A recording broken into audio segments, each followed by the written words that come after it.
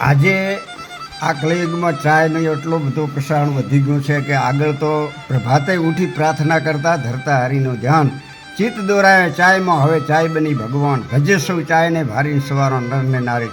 હવે બધા ચામાં લથબથ છે. અમારા એક કવિએ કીધું છે કે સુલે મેલી તપેલી નીચે કર્યો તાપ, કોરે મોરે છોકરોનો હોશિયાનો બાપ.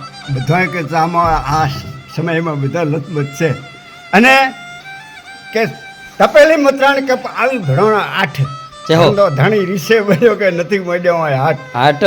ચા છે ને કે ચાય છે એ દેખો ચાયનો તોફાન કરી હેન્દ્રે હેરાન ચાય છેટી પડે છે ને તો માથું ચડે ચેન ચાય દવા રામ બાણ ચાય હિને નાસે પ્રાણ લાગી હોટલમાં લાય ચાય ચાય ચંબો લાય ભલે પ્રાણ છૂટી જાય તો એ પીવી પડશે ચાય, ભલે ધન બધું લાય તો એ પીવી પડશે ચાય, ભલે ઉપવાસ થાય તો એ પીવી પડશે ચાય, ભલે કપડો વેચાય તો એ પીવી પડશે ચાય, ભલે વાસણો વેચાય તો એ પીવી પડશે ચાય, ભલે ભાષણો બોલાય તો એ પીવી પડશે ચાય.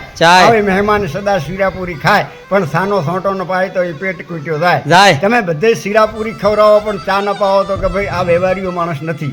ઘેંસ છાસનું વાળું કરાવો ભૂદેવો પાયસા, 15 ગાઉ પેટ કૂટે વાહારે ધરછી ભાઈ વાહ.